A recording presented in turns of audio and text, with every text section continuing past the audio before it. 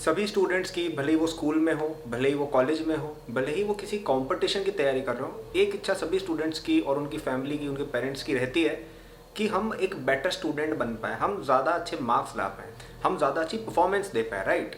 And in this video we will discuss exactly this 3 steps to become a better student in general, no matter which class, no matter which exam you're preparing for, you will find these tips very useful. मैंने खुद JEE examination में top किया था।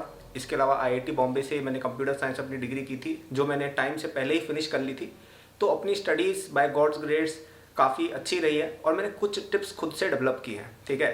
मेरी education company एकेडबूस्ट में जो बच्चे पढ़ते हैं उनको भी मैंने काफ़ी ऑब्जर्व किया है और ये 3-4 बातें हमने डेवलप की हैं। तो चलिए यार बातें शुरू करते हैं। सबसे पहला पॉइंट आई थिंक जो मैटर करता है ना, वो है the correct environment, the right environment of studies. ये चीज़ होनी बहुत ज़्यादा ज़रूरी है। समझते हैं क्या है ये, क्यों है, ओके।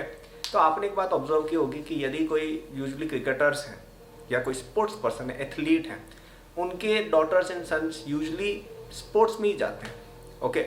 या आप एक्टर्स को देखेंगे, उनके बच्चे यूजुअली एक्टिंग में ही जाते हैं। या आप अगर डॉक्टर्स को देखेंगे, यूजुअली कोशिश रहती है कि उनके बच्चे डॉक्टर ही बने, राइट। तो एक तो हम यहाँ पे कह सकते हैं कि यार कुछ षड्यंत्र चल रहा है, और एक और चीज़ शायद हम इसका एक लॉजिक भी ढूंढ सकते हैं। लॉजिक शायद ये है कि उनके चारों इन्वायरमेंट ही उस चीज़ का बना हुआ है बिकॉज ऑफ देयर फैमिली। जैसे कोई बच्चा एक्टर है तो उसके चारों मतलब जैसे कोई बच्चा है, उसके पेरेंट्स यदि एक्टर है तो उस बच्चे के चारों ओर जो इन्वायरमेंट है वो ही एक्टिंग का बना हुआ है, तो वो बच्चा नेचुरली उसकी तरफ इंक्लिनेशन लेगा। कोई स्पोर्ट्स पर्सन का सन या चाइल्ड है, राइट, या स्पोर्ट्स फैमिली से बिलोंग करता है, तो उसके चारों इन्वायरमेंट ही उस प्रकार का है, तो वो कहीं ना कहीं स्पोर्ट्स की तरफ इंक्लिनेशन होगा। उसके पेरेंट्स को नॉलेज है तो वो उसको उस फील्ड की तरफ पुश भी करते हैं, राइट। और हम यहाँ पे क्योंकि पढ़ाई करने आए हैं, राइट, तो हमारा फैमिली का जो इन्वायरमेंट है या हमारा जो इन जनरल ओवरऑल इन्वायरमेंट है, जो हमारी सराउंडिंग्स हैं, उनमें भी एक पढ़ाई का माहौल होना बहुत ज़्यादा ज़रूरी है यदि हमें स्टडीज़ में सक्सीड होना है।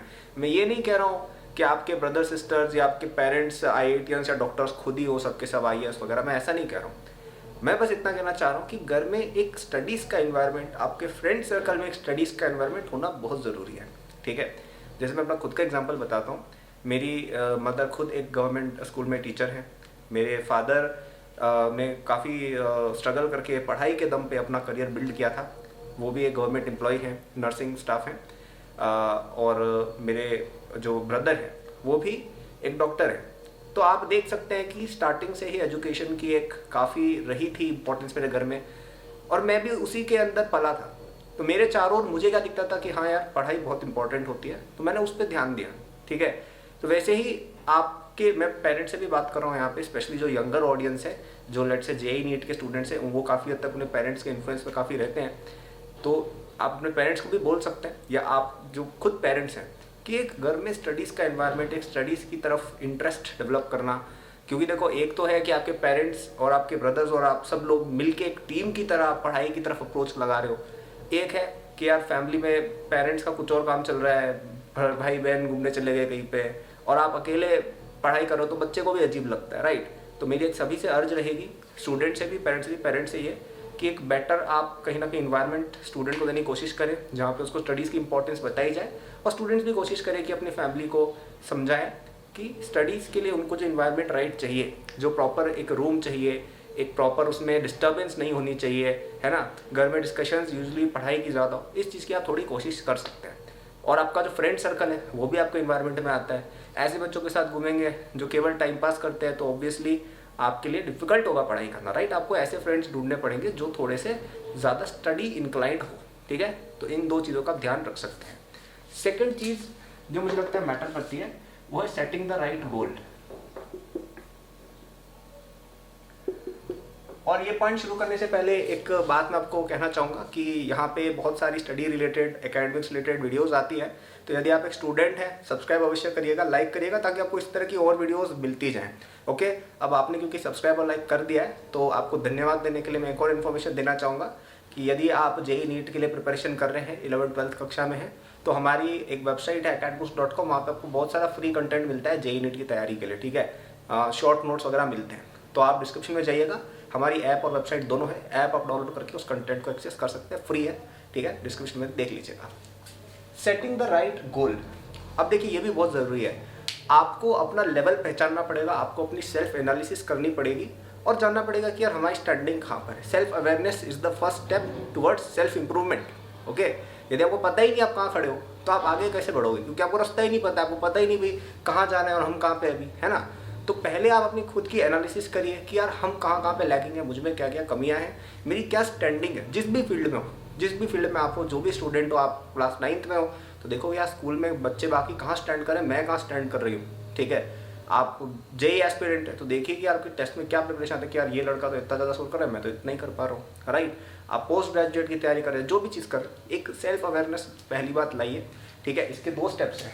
पहली सेल्फ अवेयरनेस कि खुद की पोजिशनिंग पता करना, एंड सेकंड फिर अपना नेक्स्ट स्टेप आता है कि उसके अकॉर्डिंग अपना गोल सेट करना। ठीक है, तो आपने लेट से पता किया कि यार मेरी क्लास में 100 बच्चे हैं, उनमें से मैं अभी 40 पोजीशन पे हूँ, तो अब अगर आप ये एम लगा लेंगे कि यार मुझे तो यहाँ से फर्स्ट रैंक लानी है, थोड़ा सा ज़्यादा हो जाएगा। आपको कोशिश करनी है कि यार मैं यहाँ से टॉप 20 में पहले आऊँ, 20 के बाद अपन 10 में आएंगे, 10 के बाद 5 के बाद 1 में आएंगे। ठीक है, और गोल छोटा भी नहीं रखना है, ऐसा भी नहीं करता 40 आ गए ठीक है 35 का ट्राई करते कि 40-35 तो आप वैसे ही कर लोगे, राइट। थोड़ा साइजेबल गोल रखना है। आप बहुत बड़ा गोल रख लोगे, अचीव नहीं होगा, दुखी हो गया और आपको लगेगा मेरी मेहनत बर्बाद थी। ठीक है, आपको एक राइट गोल सेट करना है और उसकी तरफ राइट प्लानिंग करनी है। ओके, एंड इसी के साथ मैं थर्ड पॉइंट पे आना चाहूँगा कि आपको फिर एक क्लियर प्लान बनाना है अटैक का। आपको उस चीज़ पे हमला करने का बहुत ही क्लियर एंड सिंपल प्लान बनाना है कि यार हम जो भी चीज़ को अप्रोच कर रहे हैं कैसे अप्रोच करेंगे। ठीक है, इसमें क्या क्या डायमेंशन हो गए, सबसे पहला टाइम हो गया, बताएंगे क्या होता है ये, फिर आपका स्ट्रेटजी हो गया, ठीक है, फिर आपके चैप्टर्स वाला पोर्शन हो गया। ठीक है, क्या क्या है ये, आपको ये देखना पड़ेगा कि मेरा जो भी गोल है, लेट्स से आपका गोल जेई क्लियर करना है, कितना टाइम बचा है एग्जाम में। दूसरा आपको ये देखना है कि आपकी स्ट्रेटजी क्या रहने वाली है, कि यार आपको XYZ चैप्टर्स नहीं आते हैं, हम पहले उनको कवर करेंगे, उसके बाद हम ओवरऑल हमारा सारा सब सिलेबस अगर एवरेज हो गया फिर हम उस एवरेज को एडवांस लेवल पर लेके जाएंगे। और तीसरा कि आपके चैप्टर्स कौन कौन से बचे हैं, जो मैंने अभी बात की थी कि यार ये चैप्टर्स हमारे बचे हुए हैं, इनको प्रायोरिटाइज करना है। तो एक बहुत ही वेल प्लान्ड प्रिपरेशन करने की ज़रूरत है। मैं जब स्टूडेंट था, जेई प्रिपरेशन कर रहा था, मेरी एक डायरी हुआ करती थी, उसमें मैं ये सारी बातें लिख दिया करता था कि यार इस वीक ये चैप्टर्स कवर करने हैं, इस अगले वीक ये चैप्टर्स पे ध्यान रहेगा, उसके अगले वीक मॉक टेस्ट है तो तब तक इतना इतना कवरेज कर लेना है, 2 दिन मॉक टेस्ट की तैयारी के लिए एक्स्ट्रा छोड़ रखे हैं, ये हम में कमियां हैं, ये हमारी खूबियां हैं, ये हमारे रिस्ट्रिक्शंस हैं।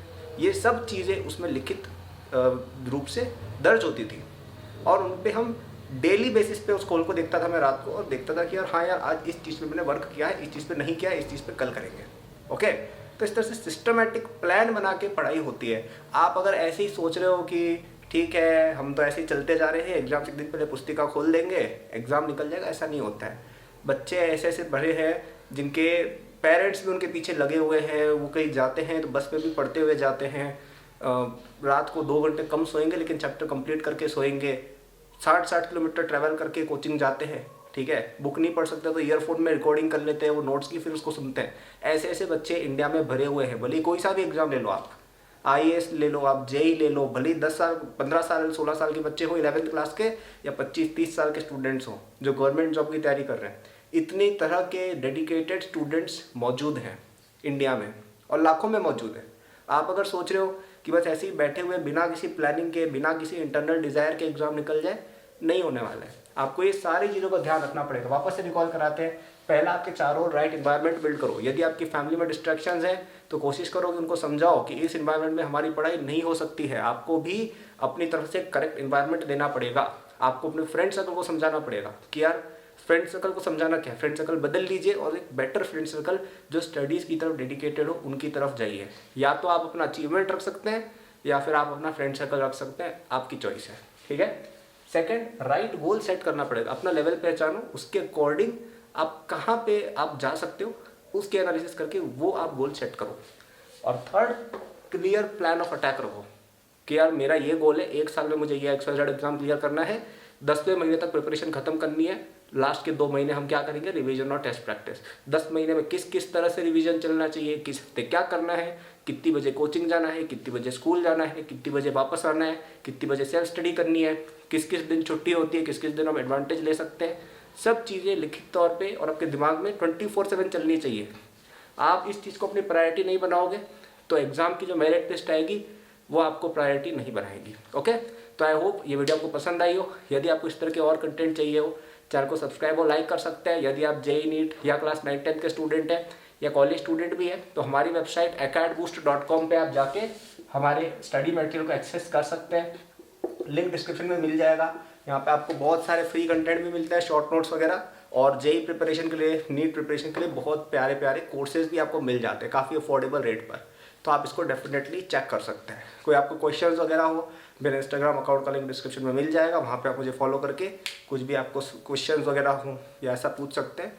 मैं उस पर अगर आपकी हेल्प कर पाया तो हेल्प करूँगा, वरना मैं वीडियो अवश्य बना दूँगा। Thank you for watching.